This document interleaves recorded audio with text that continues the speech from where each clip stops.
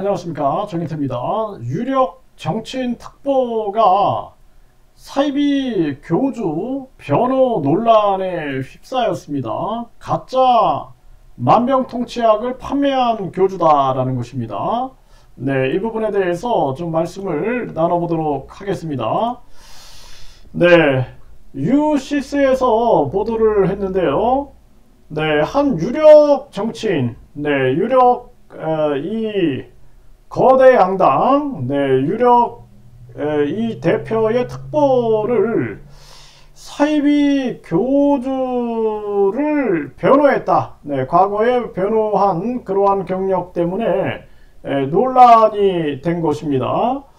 그래서 이 상황을 보게 되면요, 이 특보는 이 엽기적인 행각을 일삼는 사이비 교주를 변호한 것으로 확인이 됐다라는 것입니다.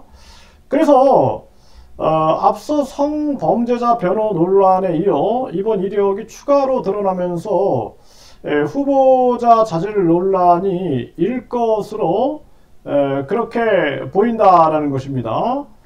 그래서 이 특보는 과거 신도들에게 사기 행각을 벌이다 유죄를 확정받은 사이비 교주의 2심 대법원 재판 변호를 맡았다라는 것입니다. 그래서 이 교주는 이 식초물을 만병통치약으로 둔갑시켜 노인과 장애인들에게 판매를 했고, 그리고 뿐만 아니라 전복 껍데기 등을 갈아서 루게릭병 치매 치료약으로 속여서 판매를 했다는 것입니다. 또 젊어지는 효과가 있다면서 신도들 엉덩이 부근에 장침을 놓고 여기에 주사기로 들기름을 주입하기도 했다라는 것입니다. 이 외에도 영아의 대소변을 영약이라고 속여 신도들에게 먹이는 등 엽기적인 행각을 다수 벌인 것으로 확인됐다라는 것입니다. 결국에는 사기죄로 징역 5년을 선고받았고요.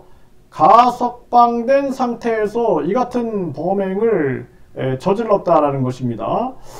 그래서 이 지금 특보 같은 경우에는 피해자들의 간청에 따른 행위였다는 취지로 피고인을 변호했지만 대법원은 누범 기간 중 범행을 반복했고 내용과 그 수법이 매우 좋지 않다면서 징역 4년 6개월을 확정을 했다라는 것입니다.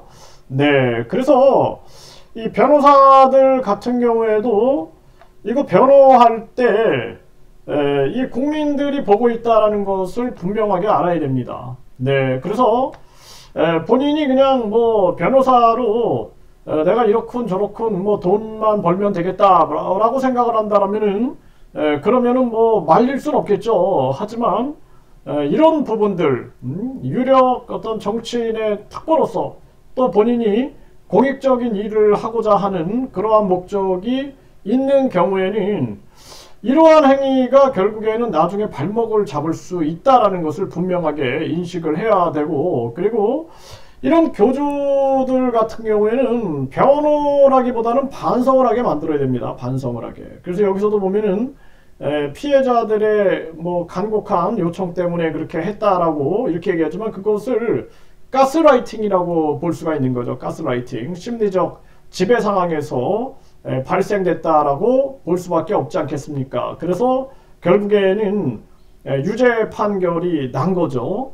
그래서 이런 변호라면은 나중에 당연히 문제가 될 수 있다는 것입니다. 그래서 우리가 이 변호를 할 때에도 너무나 이 거짓과 악행을 저지르는 그러한 반사회적인 종교 이 교주에게는 결국에는 반성하라, 사과하라, 다시는 거짓과 악행을 저지르지 말아라, 이런 부분들의 권유가 필요한 것이지 변호가 필요한 것은 아니지 않겠는가, 이런 생각을 하게 됩니다.